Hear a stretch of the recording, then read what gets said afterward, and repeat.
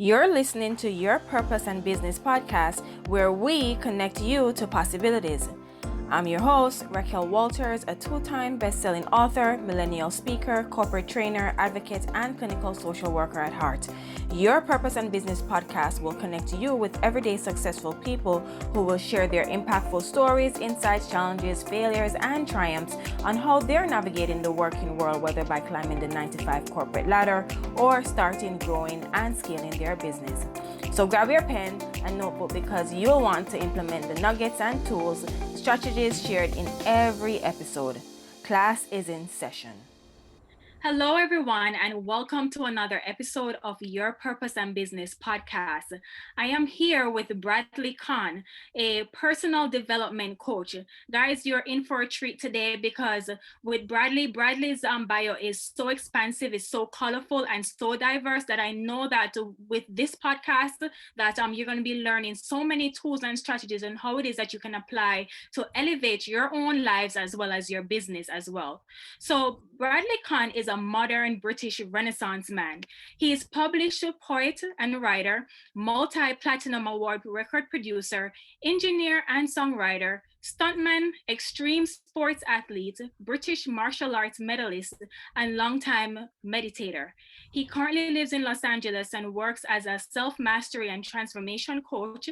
And back in 2019, he found Neurohacker, a complete and full service approach to wellness that augments his coaching with a best-in-class network of doctors, practitioners, and therapists collectively operating under his wellness framework of physical health, mental health, nutrition, hydration, recovery, personal and lifestyle design. His unique approach and genuine depth of care enables people to live their best lives through physical, mental, financial, and spiritual well-being. Bradley, it is an honor and a pleasure to have you on the Your Purpose and Business podcast. How are you today? Thank you. I'm great. That was a lovely intro. Thanks very much, Raquel. You're very welcome. So Bradley, I always ask my guests this. Tell us something about yourself that is not included in this wonderful bio of yours. Well, what's not included is that I love to travel. Mm-hmm. So I've been fortunate to do that at different, periods of my life. And I just think that we develop so much when traveling and when on the road. So that's something that wasn't included there, but it's definitely part of my story and my journey. Awesome. That sounds good. I love to travel as well. But Bradley, I know the audience is thinking, oh my goodness, what a diverse man. I mean, from being a poet to a songwriter to a multi-platinum award record producer to being a stuntman to, to be involved in martial arts. I mean, your bio is so colorful, and I use that in a positive way because it just shows that you have been living out your multi-passions, if I may say so, right? Yeah. And there is a through line. Yeah. And the way I would describe it is I have been very much drawn to flow state experiences, mm-hmm. which I think all of those things offer the opportunity for. So music, martial arts, extreme sports, even travel for that matter, or I've found even dining, with interesting people and having in-depth conversation. These, for me at least, have all offered what Csikszentmihalyi, refers to as flow state experiences. So where you are where you are tapped into a sense of awareness where you are kind of operating at your optimum capacity, mm-hmm. And it's a balance of support from ability and kind of striving to achieve something. Yeah, yeah, that's impressive. And for a lot of our audience probably don't even know what a float state is. So I'm happy that you were able to describe what that means. Does For that make sense? Yeah, it does make Yeah. sense. Yeah, it absolutely does. And I kind of want to tie this all into this big question of, because it's a podcast about your purpose and business. And so for you, Bradley, what do you believe in your lifetime is your purpose? Have you found it? Are you still going through it? I mean, whatever comes to mind, please share with us. I think for me, my purpose has always been to try and be better than I was yesterday.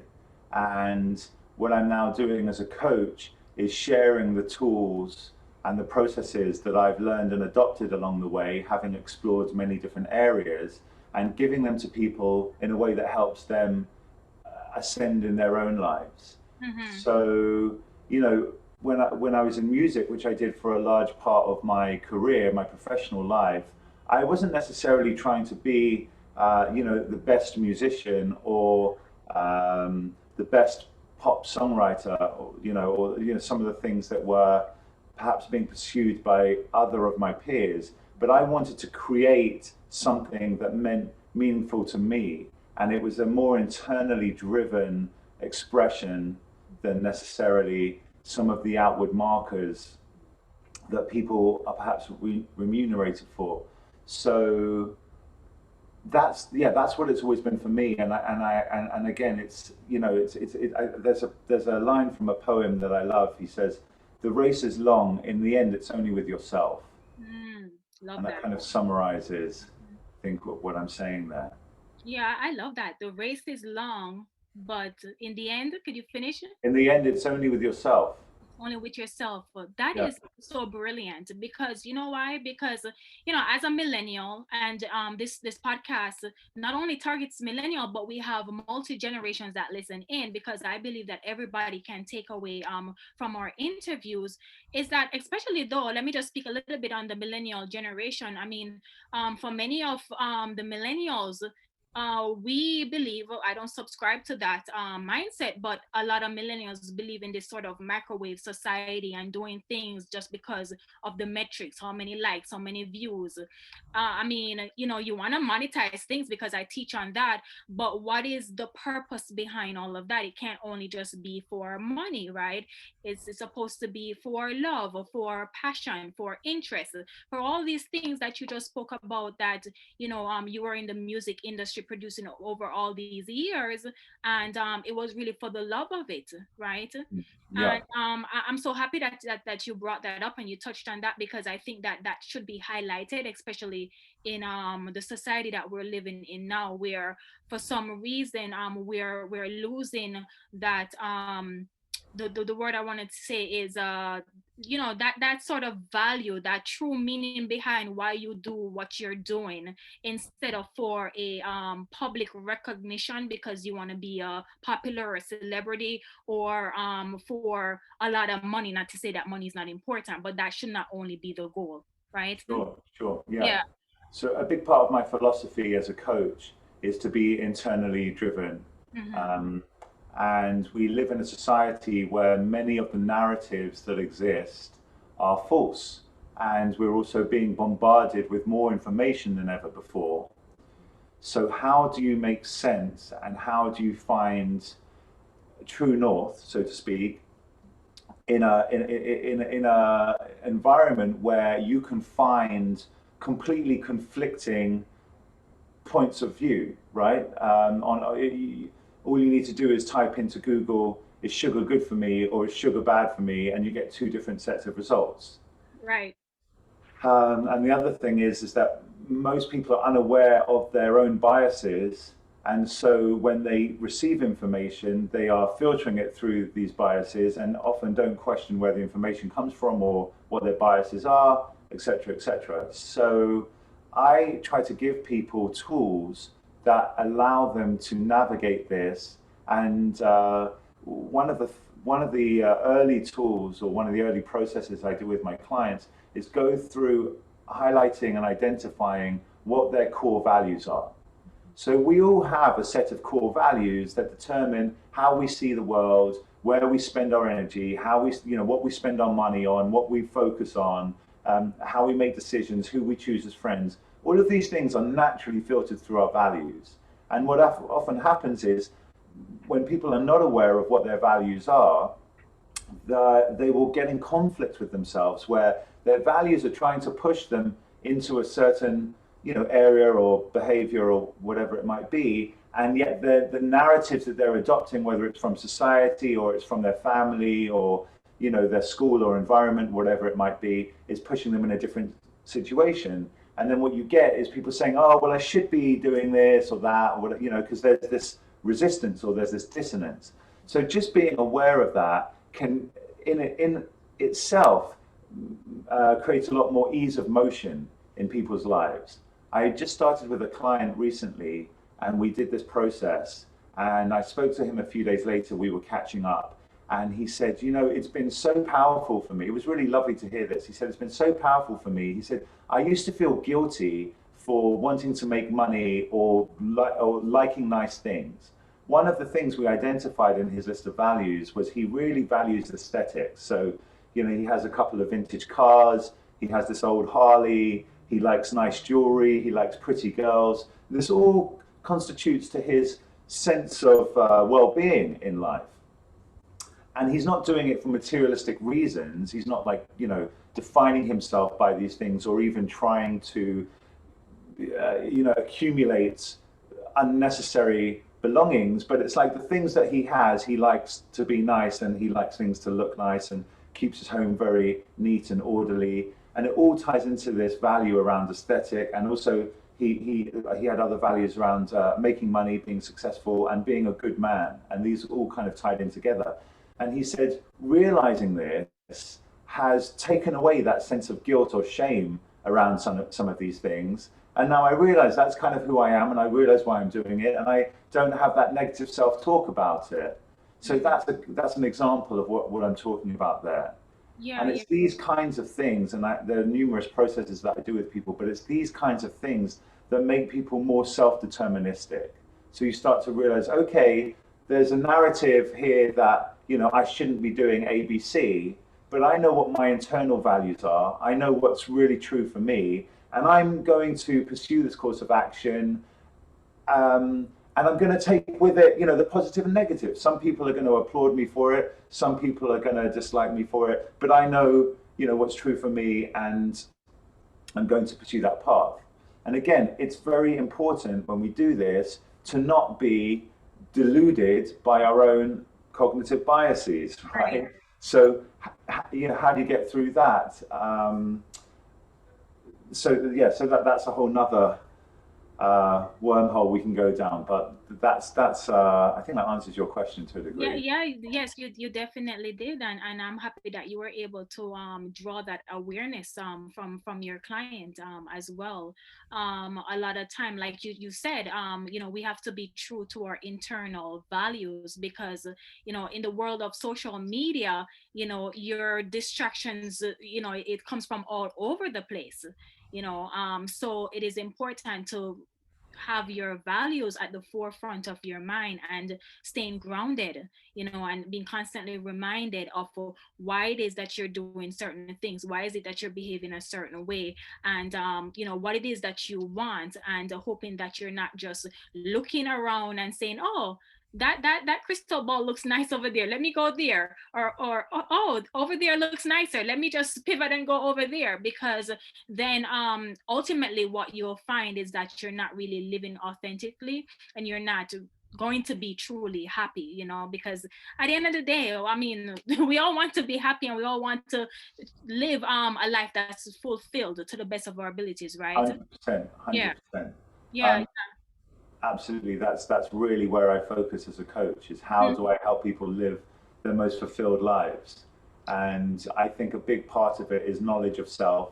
And again, I keep coming back to this term of being self-deterministic. But if you, like you just said, if you are constantly not only influenced but kind of led by these external cues, these external stimulus, whether it's attractive people on Facebook or advertisers marketing to you, and you don't know what is truly, what is true for you, then you're going with the wind to a degree.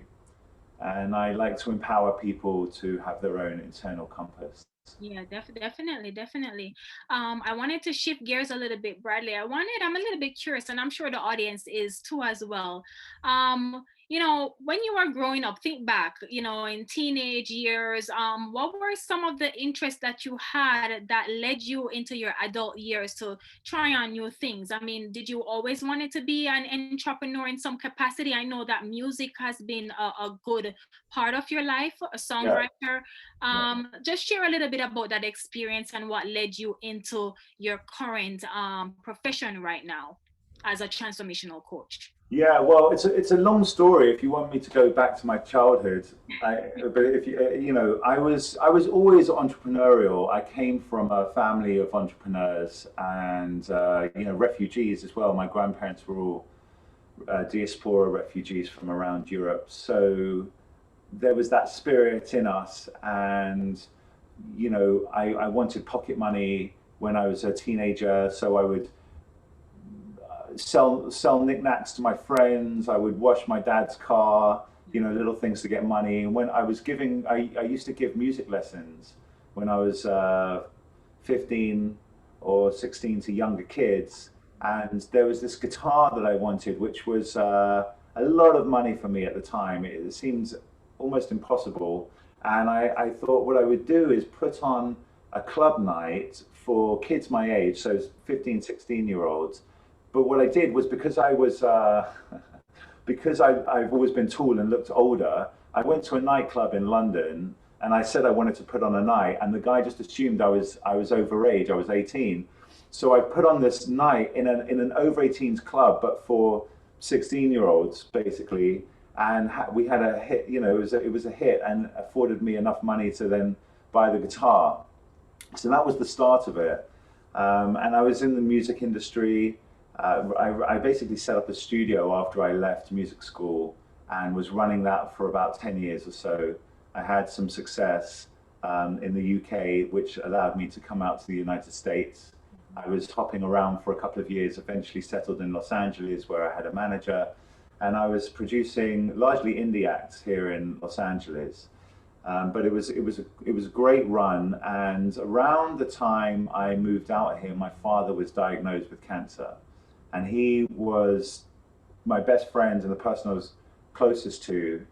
So it was a real shock. And because I had that background in martial arts and extreme sports, and we were quite an athletic family, I started researching, like, how could this even happen to him and how can I help? And two of the things I found, one was how diet plays a massive influence on our health. And I started learning about factory farming and not just the environmental impacts of these practices, but also the immediate health impacts of eating certain foods and processed foods, what have you. And the other thing was the mind-body connection. And so I'd already started meditating at that point and was really looking at ways that I could help my dad, and went further and further into that field of discovery. So in 2015, he actually succumbed to the cancer, and it was pretty devastating. And though my career was going really well, and I felt like I was in a really good headspace, everything kind of started to unravel for me.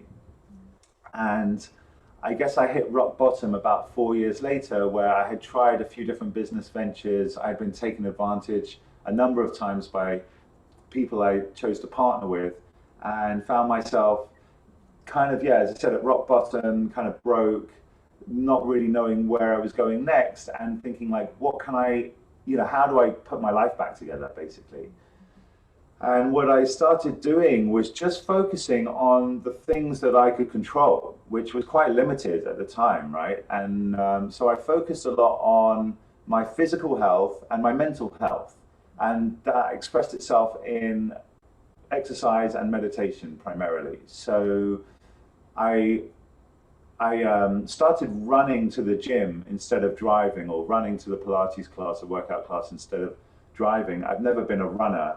And just doing that, like, mile pre and post workout started not only making me fitter, I could feel myself get fitter, which is already transformational, but then it expands your state of mind. Okay, I can do more. Now what's possible, you know? And the same with meditation. I would sit for longer. I mean, I made it a non-negotiable start to my day. You know, I had to start with 20 minutes meditation or more every morning. And that just sets the tone. You know, even if it's a session where your mind is just wandering and, you know, you lack focus, it's still, you're doing the practice, it's accountability, you've achieved something at the beginning of the day, it's giving your mind that reset, you know, that time. And so in doing that, I started to, as I said, I was in pretty good shape anyway, but improve my quality of health, both mentally and physically. And people started reaching out to me just without me asking, saying, listen, would you train me? Would you be my personal trainer? And I had never studied that per se, just, you know, as I said, been an athlete and experimented on myself. So I started helping a few friends and realized very quickly I didn't want to be a personal trainer, but I wanted to help people with their lives holistically.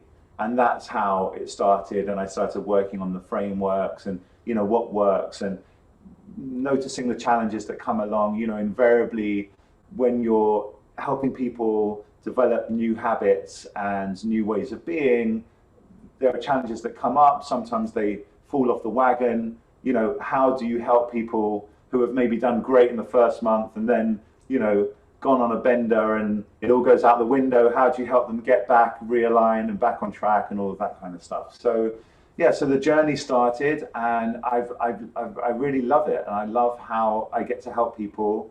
I love how, you know, I'm my own boss. I'm not answering to anyone else necessarily. As you said in that introduction, I do have a network of trusted professionals that I work with. I basically vet them at what they do and make sure that they're, you know, really top of their field and they can work, you know, with me in helping people get to where they need to get to. Yeah, yeah, yeah. I mean, I love that, and I love your story. You know why? Because it's a story of triumph, you know, grief, sadness. It's about resiliency at the end of the day. And how does one person pick themselves up off the floor, so to speak, from dealing with, you know, whatever sort of, you know, defeat. You know, that could look like the loss of a loved one, you know, for you, the loss of, you know, probably bad business, you know, the loss of so many different issues. I mean, just year 2020 alone, we're still going through the pandemic. So many persons have lost so much, you know, from their homes to their jobs. So many persons are in financial distress. And so your work, Bradley, is even the more important right now, because how do you get someone out of the funk, so to speak, and how do you allow them to see, okay, you may not be able to control the pandemic or what's going on outside, but how can you control your mind, body, spirit? And you were able to do so for yourself and also your clients, right? Yeah. And you know, I think that's so impressive, and I think that it's valuable even now, and to be an ongoing, you know, ritual and routine. I would love for you, Bradley, to dive deeper into, you know, Neurohacker, your company, and you know, overall, what does Neurohacker provides for your clients, and how it is that the programs or courses, or how it is that persons can connect to you if they're needing help with you know, getting back in optimized shape, not only physically but on a mental level as well, so that Yeah. they can live a holistic lifestyle. Sure. So maybe what I'll do is talk you through the framework that ultimately people can apply to any area of their lives, whether it's, you know, financial, health, relationships, Sure. whatever, what have you. Yes. So the first step is to assess the situation, right? You have to be really honest with yourself. What's going on? How are things in your life? What's working? What's not working? And really, you know, get an assessment of the situation. What's interesting here is your feelings are signposts to your beliefs. So how you feel about something indicates, you know, the lower level uh, um, belief system or belief structure and the values that we were talking about before, and it's a good way to kind of access that at a deeper level. So first step would be assess the situation. Then you want to define the desired outcome. So what would you like to experience more of or less of? What do you want your life to look like? What are the attributes you will embody as you move in that direction and you realize that vision? And define what a win would be, right? So now we have a picture of where you are, where you want to go. And then the third step would be create a timeline for each of your goals. So let's say you want to lose weight, right? You say, I want to lose 50 pounds. Okay, but by when? You want to do this in a month? You want to do this in 6 months? You want to do this in a year? Because they're all going to have different approaches to reach that timeline or to reach the goal in that time scale. Same, if you want to, making money, you want to make $1 million. You want to do that, in 1 month, again, 6 months, a year, 10 years, like what's the timeline?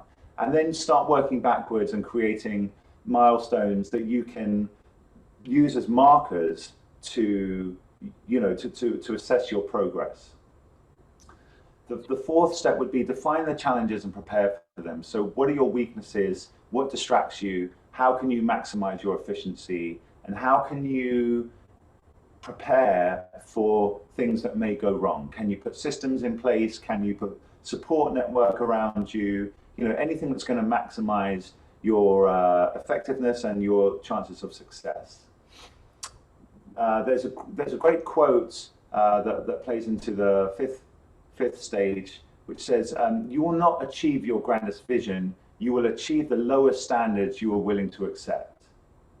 And I think that's a really that's awesome.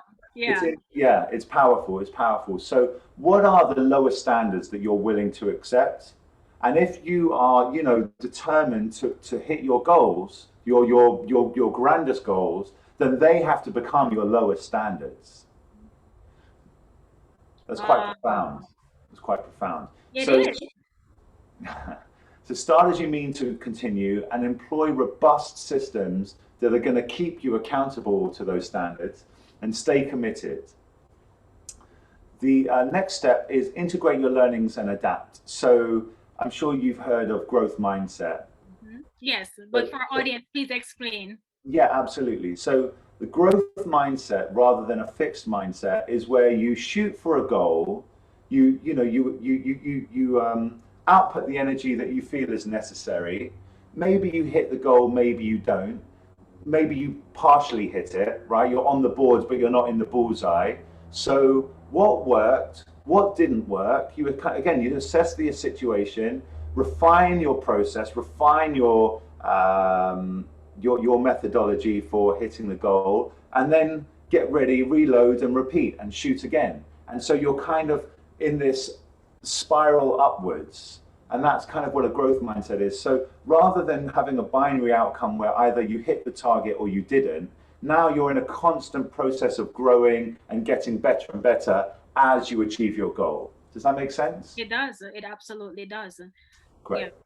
Yeah. So then the final part would be celebrate your wins while maintaining momentum. So like in the last section, we talked about integrate your learnings and adapt. If you are hitting the bullseye, that's fantastic. But recognize that, life is a journey and it's ongoing. So when you're at the top of one mountain, you're at the bottom of the next one, right? And so it's good to recognize where you have done well, where things are working, but also to recognize that you're only as hot as your last hit, or you're only as strong as your last punch. So tomorrow is a new day, essentially. Right. I love your framework. Yes. What is the specific name of your framework? Do you have one, Bradley? I have. So funny you said that. Yeah. My marketing team said to me today, I need a name for it, and I've been so busy I haven't even put one to it yet. But essentially, what I'm doing is I'm doing self-development training, and I'm helping people with their mindset, right? So this is a methodology that helps people approach life in a very structured, pragmatic, results-oriented way. And so, yeah, I should have a name, but I don't at the moment. Yeah, I'm sure you'll come up with a brilliant name for it. But I Thank you. love the framework. You're welcome, because I love the framework because it walks you through every single aspect that you need to be aware of, and focus and zoom in on. So it starts with awareness, and then it ends with, celebrating the wins. And at the end of the day, it's all a part of the journey. And I just like to interject there. It yes, starts with awareness and it ends with awareness. and it ends with awareness as Yeah, well. Yeah, and hopefully there's an expanded awareness, and yeah. that's really key to the way I see growth and life. Yeah, absolutely. I mean that's amazing. And so, guys, if you're listening in, I hope that you're taking notes, because Bradley just dropped specific tools that you can use today to start implementing in your lives, whether it is in your career, in your business, and in your life overall, right? And so, Bradley, is there any upcoming courses or projects that you're working on, and how can clients reach you to connect with you, to work with you in transforming, helping with? Sure. So a good way to connect with me is just through Instagram. So my Instagram handle is Creative Ninja, and pretty easy to find. I am running a few different courses. I teach meditation aside from just one-on-one coaching, which is the main business that I do at the moment. I also have an accountability group that I run where people are asked to every day declare their five most non-habitual tasks for the day. So it can be in any area, whether it's wellness, your career, your family, whatever it is, but not the things that you already do habitually anyway. So if you're somebody who meditates every day or works out every day, that shouldn't be on your list. But if that's something that you're trying to start and integrate, then of course it can be. And if you achieve the five most important things for your day, you've won the day. You know that, even if I don't achieve anything else today, I've done great. If you get 6, 7, 10, whatever, that's icing on the cake. And so people declare these things and then they declare whether or not they won or lost the day. And again, if you lose the day, it's not a defeat. It's just a signpost for you to, okay, maybe I overextended myself. I put 10 things on the list where really, I should have only put 6 or whatever it is. Or maybe you just managed your time badly, but it's an indicator of how you can move forward powerfully the next day, and that's been really great for people.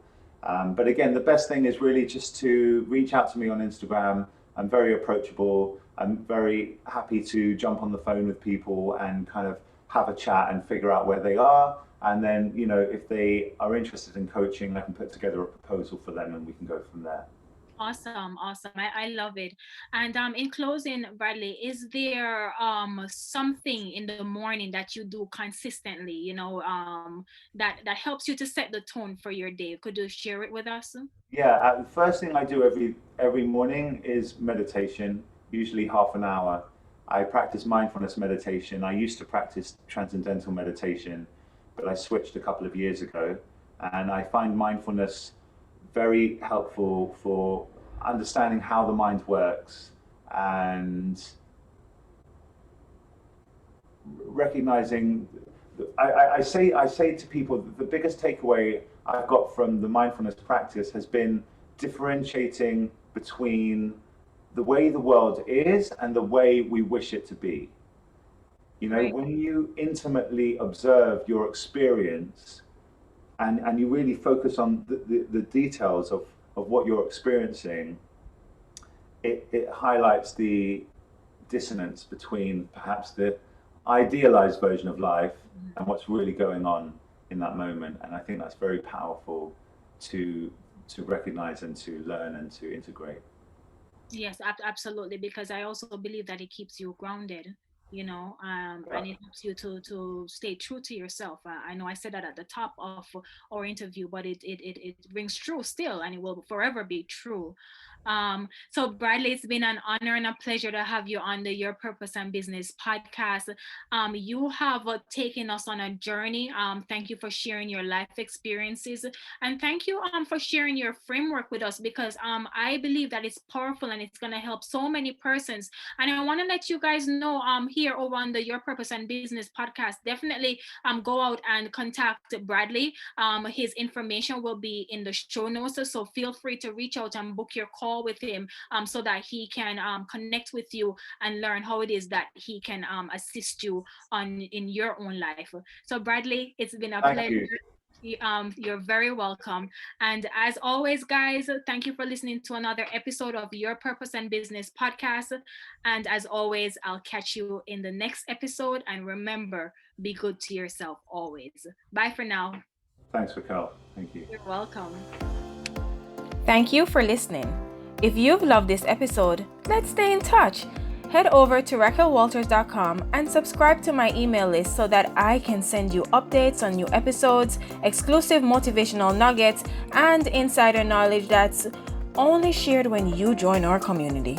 Please don't forget to subscribe to this podcast and leave a review, as I want to know your thoughts about every episode. Follow me on Instagram at Your Purpose and Business Podcast.